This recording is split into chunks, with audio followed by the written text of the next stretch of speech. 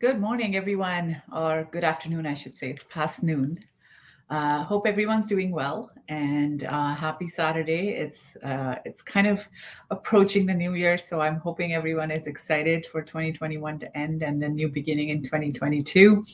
I know I am. I'm excited to take a bit of a break from school and work and everything, and just spend time with my family.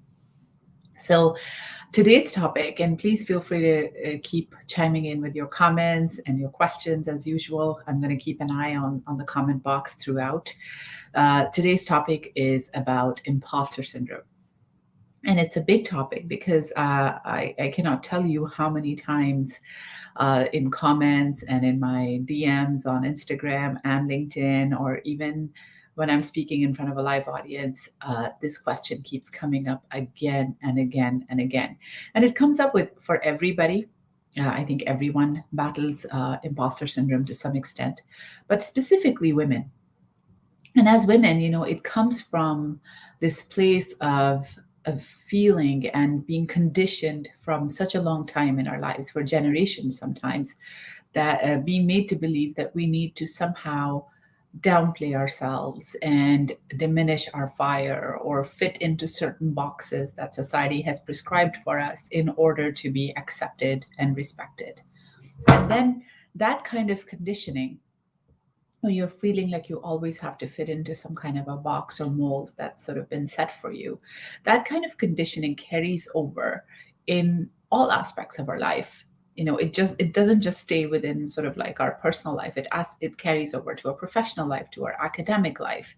And personally, growing up in a very patriarchal kind of a family and community, I always was confused about where my lines were and what are the boxes that I'm supposed to be fitting into, and what are the lines that I cannot cross. Because on one hand, I was always told that I needed to diminish my dreams because I'm a girl. I shouldn't. I should have lowered expectations. I should have lower ambitions because of my gender.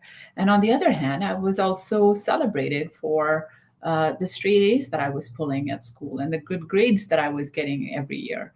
So I was like, okay, so I'm supposed to study and work hard and get good grades, but then not have ambitions to take them higher and fulfill these big dreams that I have for myself, because my gender somehow makes me less capable and less acceptable for those dreams to come true. So I always grew up in a very confusing kind of a mindset. And then when I was pushed into marriage as a child, and at that point, my owner became my ex-husband. And then I was told that my job is to stay home and be a good wife and a good daughter-in-law and a good mother. And any kind of ambitions or dreams that I had for myself was selfishness. And I used to always think, if I wasn't supposed to use my brain and my intelligence, then why do I have it?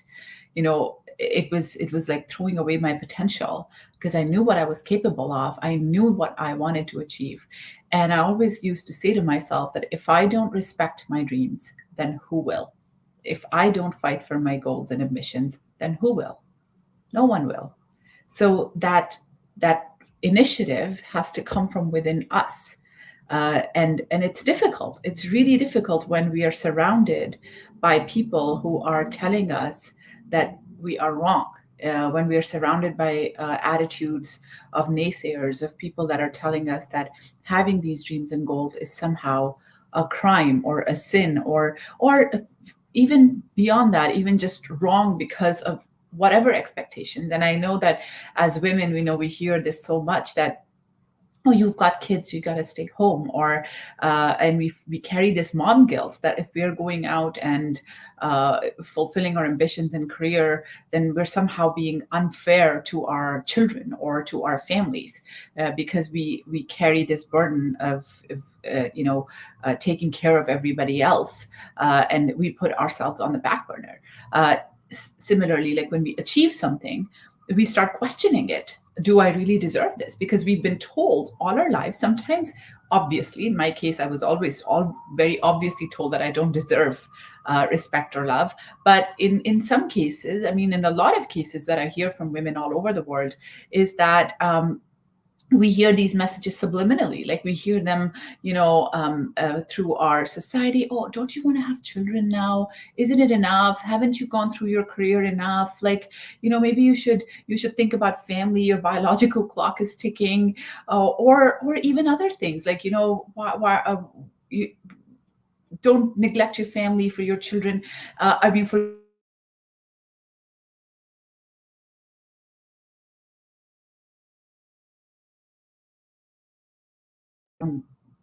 as women of color, we face it even more, because now we're not only are we facing sort of the gender roles that we're supposed to fit into, and the sexism that exists in our society. We're also facing the discrimination based on our color and the systemic racism that exists. So it's a double whammy almost, right? And then if you add on women who are facing who have any kind of disabilities, or women from the LGBTQ plus community, or other minority groups, and other racialized communities, then it just becomes a much, much bigger problem. And that feeds to a much bigger level of imposter syndrome in all of us, because we then question our achievements. When we achieve something, we think, do we really deserve this? Because people have told us for all our lives we don't deserve it. So we start questioning it too, even though deep down we might know that, yes, this is something, that we deserve, and we've worked hard for it. We start questioning it. And I cannot tell you how many times in my life I have gone through similar stuff. Like I was when I went started university, and I was at that time married. I used to think that I'm doing something selfish by going to school. When I was achieving success in my career, I would think, do I really deserve this? Are they going to really figure out later on that I'm fake and I'm just like, uh, um, I don't really know what I'm doing, and then they're going to figure it out and they're going to let me go. Similarly, when I was even just not, recently when I was applying to med school, like I did apply. I knew that I had the grades. I knew that I fulfilled all the criteria. I'd written the MCAT. I'd done really well in all the admission requirements. But when I applied, I was filled with a lot of fear that they're not going to take me because I'm not good enough, because I don't know if I deserve this. And when I did get in, when I got my admission offer and I got in the first round of applications, I was so shocked and in disbelief. Even though everybody around me, the supporters that I have today, were telling me that, no, you deserve this. And it was as if I was questioning my own worthiness and deservedness for these achievements. So, and I used to always wonder, like, where is this coming from? But now, having gone through this journey and being doing this work for so long, I know I'm not the only one. I hear this every single day from women who write to me that, do I really deserve this life? I'm getting a promotion, but I'm getting all these jitters. I'm feeling very nervous. And it's natural to feel nervous. It's natural to feel those feelings of self-doubt. We're humans. We all feel them, but women feel them at a much deeper and more profound level, because of the generational conditioning and the societal and cultural messages that we grow up hearing around us, that tell us to fit into these boxes and not aim too high. So let's talk about, how we can overcome, how we can manage those feelings, and how we can make sure that those feelings and those fears and thoughts don't hold us back from achieving our potential. Some of the things that have worked for me, I will share with you guys today, and feel free to chime in and ask questions and share your own uh, pieces of wisdom and things that work for you, because we're all here to learn and share and grow together. So one of the things that really helps me in those moments, and first of all, I want to preface this by saying that those moments are natural, right? Feelings are natural. Feelings are always valid. The thoughts that we have, the feelings that we have, we don't have control over them.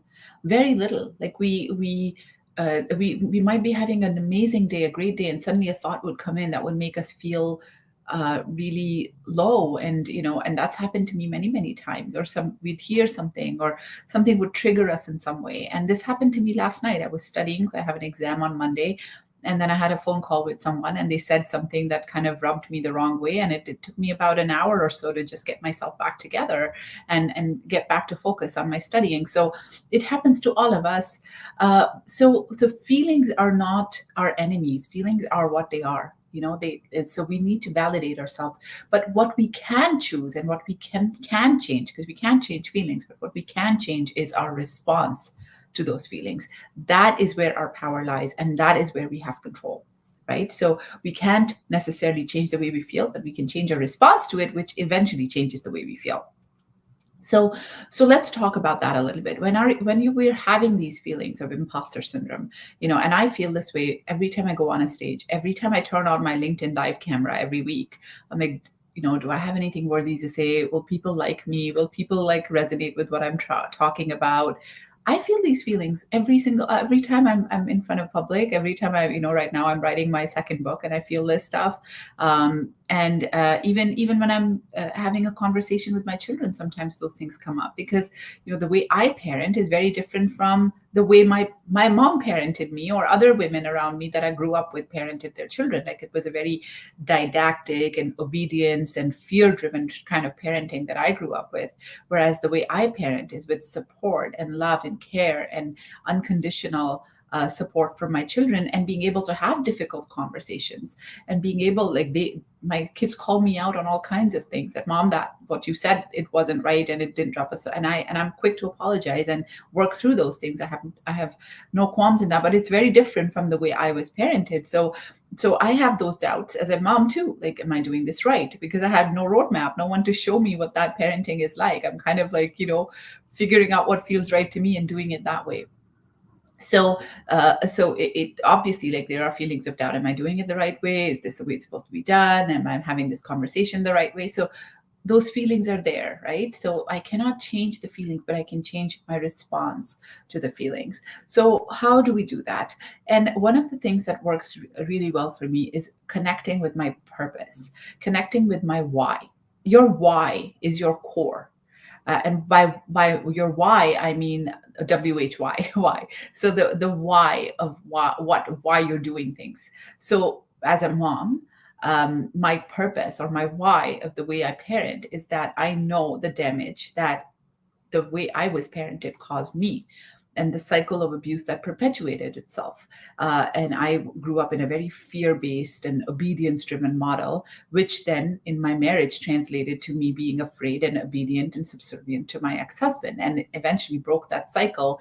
And now that I'm raising my children, I want them to know that they are worthy and deserving of all love and respect, just as they are. They don't have to change. They don't have to be subservient. They don't have to put themselves into boxes. They can be who they are and achieve whatever they want, and go after their dreams and change their mind and make different decisions.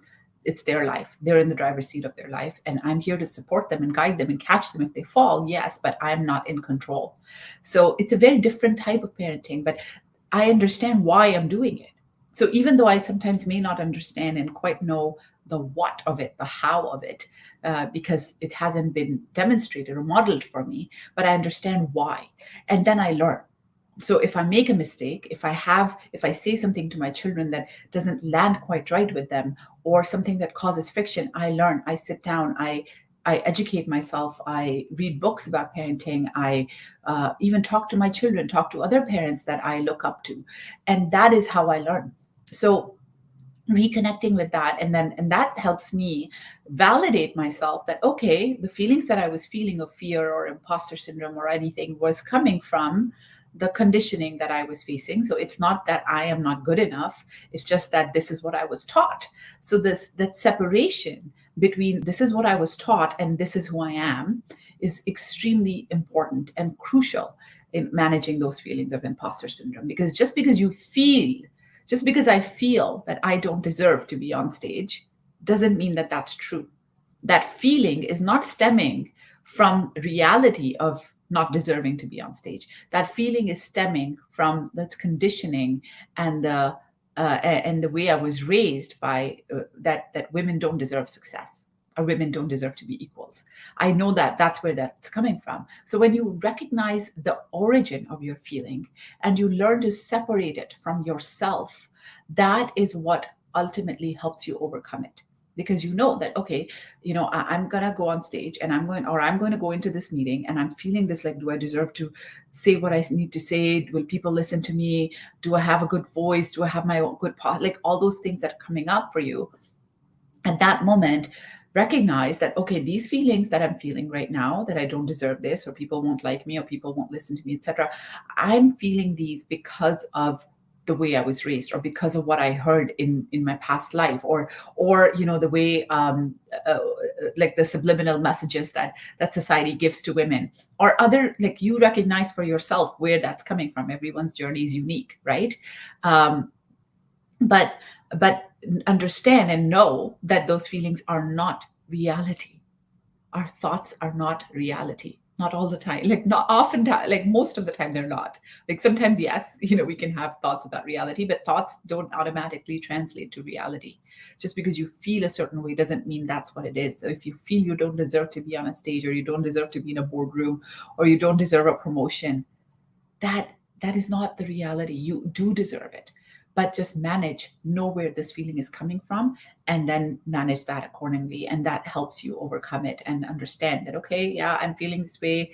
There's this imposter syndrome demon, like, nagging in my head, but it is not my fault. It is not something that I'm going to let this hold me back. So connecting with our why, connecting with our purpose, connecting with our origin of our feelings is extremely important. Next thing I do is self-care and pep talks. And pep talks, I mean, to myself. So I oftentimes, if I'm battling these kinds of things, and I had this a little bit of this moment a couple days ago and yesterday as well, when I was like, oh my gosh, I'm in med school. I'm like 39, and I'm studying with people who are, like, in their 20s. They're like 15 years younger than me. I don't know if I deserve to be here. And I just a few days ago, I put a post on LinkedIn about winning the top 100 award. And they were, most of the comments, 98% of the comments, were so supportive and so wonderful. But there were a couple of comments in there which kind of, were questioning, oh, wow, she's going to school at 39. Like, I suggest she stays in her finance career, or something along those lines. And when I read those, instantly I was like, is there any truth to this? But then I had to, like, talk to myself and connect with my why, that no, I know why I'm doing this. And just because somebody else thinks they can't do it doesn't mean that that's my reality, right? And when someone says you can't do something, they're not showing you your limits, they're showing you their limits. So that person thinks they can't do it. So that doesn't mean that I can't. I know I can, and that's what matters. And I basically, stood in front of a mirror and practiced sort of giving myself a pep talk. And I imagined myself, being with my patients and helping people overcome adversity and trauma, and live fulfilling lives, and live joyful lives, and helping children who've been through abuse or any kind of neglect, and helping them create amazing love-filled, joy-filled lives, and being able to combine my experiences of living with trauma and abuse, and going through it and coming out with a wonderful life, and combining those experiences and insights with medical training and profession, and training and education, to be able to help other people. That's my purpose. That's my why. That's why I'm doing what I'm doing. And when I connected with that, and I reminded myself of that by giving myself a pep talk, or talking to myself in the mirror, and just taking care of myself in those moments, those feelings eventually dissipated and went away. So it's really about going through those moments, because we have to understand that feelings are temporary, they're not permanent. So you just kind of have to go through them with grace, and understanding that this isn't permanent, this isn't reality. Because someone is doubting you doesn't necessarily mean that we have to doubt ourselves and hold ourselves back, right? And then finally, the third thing is to build a really good support system. Our support system is so important and so critical. I often describe our lives as a tree. And we're sort of the trunk of the tree, and then we have all these branches on the tree, and a lot of the branches are vibrant and green and beautiful, and they add a lot of beauty and nutrients and gorgeousness to the tree of your life, which is wonderful, right? Because we all want to feel supported and cared for, and those are our close friends, those are our families that nurture us and lift us up, and they're our community. And I have a lot of those people in my life today, even though I didn't growing up, or I didn't have those people in my marriage, but now I've cultivated a community of people that support me and lift me up and are always there for me. I'm very, very grateful for that.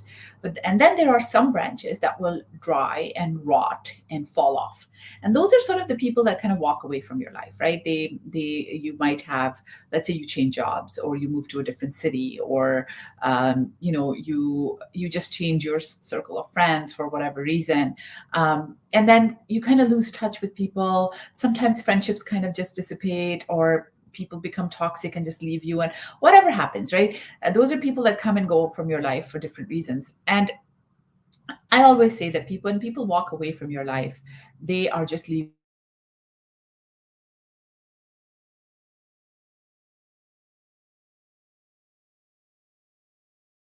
energy. And it's better to just let go with grace. So and then there will be branches that will rot, and they will dry, and they will become ugly, and they will start to suck all the nutrients and the energy from the healthy branches, but they will refuse to fall off. And at that point, you have to go in with a big giant pair of scissors and chop them off. And that is so crucial and important, because toxic friendships, relationships, colleagues, any kind of connections drain our energy, and they add negativity. And this is especially true in the world of social media. As women, we are surrounded by messages of, you're not good enough, you're not thin enough, you're not beautiful enough, you're not young enough, you have sagging skin, you have, an abnormal body, you've got, we hear all these messages about body image, we hear about all these messages, if you're too assertive, you're too bossy, as if it's a bad thing, whereas a man who's too assertive is a leader, right? If you're too smart, no one would want to be with you because you intimidate people, you intimidate men. Whereas a guy who's so smart, everyone wants to just attach themselves to them. So there's all these double standards that women live with. And when we are exposed to that constantly from everybody around us, whether it's family, friends, social media, strangers, whatever, we start to feel like, is there any truth to this? It's as if like we're going through so many layers of processing just to be able to get rid of these messages from our heads. It's sometimes it feels like we're always climbing an uphill battle. Like I know that in my personal life and in my professional life, I've faced this so many times, and especially as a woman of color, there's even more of that. As if like even once when I got my promotion, a leader in the company that I was working with said, "Oh, we gave you this promotion." And what do you mean you gave me this? I earned this. I've worked really hard. I'm smart enough and I deserve to be here. But when you hear that, sometimes you do feel like, okay, maybe I should be indebted, or maybe I should feel like grateful. Like, of course you want to feel grateful. Of course you're grateful for the success you've been given, but because you're being given that because you deserve to be there. It's not because somebody's doing you a favor or thinking about you as a charity case or a diversity token. You deserve to be there because of who you are, because of the voice that you bring to the table, because of the perspective that you bring, and that should be valued. And when it is valued, we start feeling like, that those feelings of imposter syndrome, because that's what we've lived with for all our lives. So it's really, really important to have a really good support system in the midst of all of this, because we are surrounded by messages of negativity as women. We are surrounded by messages of not this enough, not that enough, not good enough, not tall enough, not thin enough, not curvy enough, not like not smart enough, or too smart, or too assertive, or too successful. I've heard those messages a lot lately as well in the last few years. You're too successful, you're too smart, you're too driven, you're too ambitious, as if there's some kind of a threshold that we have to just get enough, smart enough, or ambitious enough, but don't cross that, because then it will start rubbing people the wrong way, right? So at that, when we're surrounded by things like that, we've got to cultivate a really, really good support system. And those people are your sounding board. Those are people who have your best interests at heart. You trust them, you know they're going to lift you up. And sometimes just a handful of people, sometimes even one person is enough. For me, that support and that unconditional care comes from a few people in my life. Well, my daughters, definitely. They are always there to support me. I've got some friends. I've got wonderful, really, really good close friends in my life. I've got a mentor who's like a father to me, and every time I talk to him, he just lifts me up like no tomorrow, and I feel like I can conquer the world. So. And you know, I've got people in my life who really, really champion me and lift me up in those moments. And they're my speed dials. I call those people my personal cheerleading squad. So every time I'm feeling these feelings of imposter syndrome or self-doubt or something, I just call someone and I talk to them. I did that last night. I talked to someone who was very close to me, and you know, he walked me through and helped me feel 10 times better than I did in within 20 minutes, because I was feeling these feelings of imposter syndrome, or do I really deserve to be here? So it is extremely important to build that personal cheerleading squad for yourself. It's really important to build that sort of support system around you, that community that lifts you up and understands you and knows you for who you are and tells you that, you know what, you can achieve anything you set your mind to. And I'm here to tell you, all of you here, that you can achieve anything you set your mind to. If you in your heart feel that you can do it, you absolutely can. Follow your heart, your mind will figure out a way. That's the motto that I live by.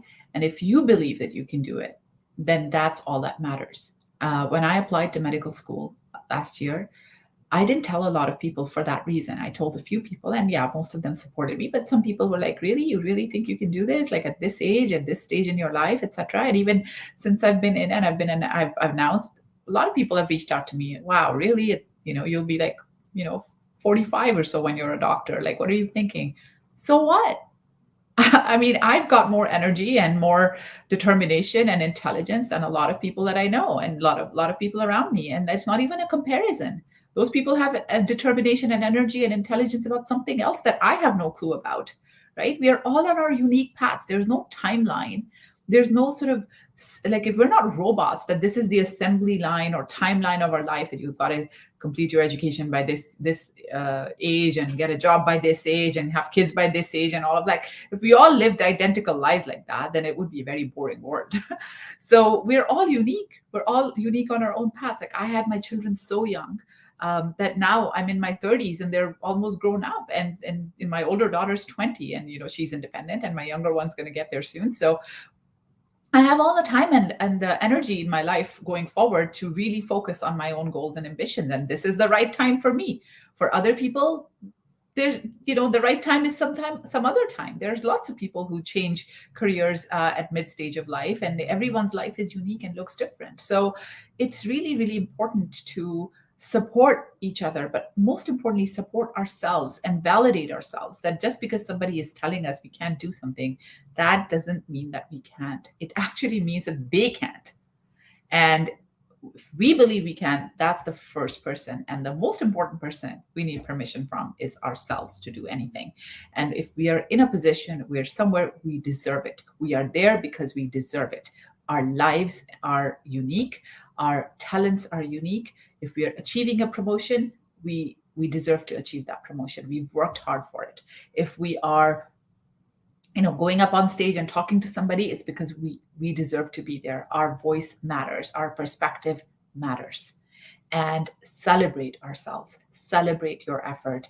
Know that, you know, wherever you're achieving something, whenever you're breaking a barrier, whenever you're helping someone, whenever you're doing something that is for you, whenever you're just even putting an application for a job, whether you may get it or not.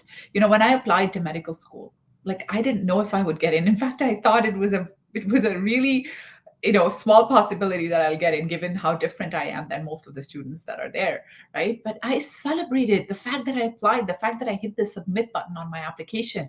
I went out for dinner with my daughters and I celebrated that. I'm going to celebrate effort. And I'm going to celebrate each small win. Even when I got my interview call, I celebrated that. And when I definitely got my admission, I celebrated that. And, whatever small achievement, effort, everything that you're doing, every step you're taking to move towards your goals and dreams and move towards being a free person, whether it's professional goals, whether it's personal goals, like whether it's goals just to grow yourself personally and grow into the person that you're always meant to be and who you are on the inside. Whenever you're making any kind of effort, celebrate that, right? And know that you're there because you deserve to be there.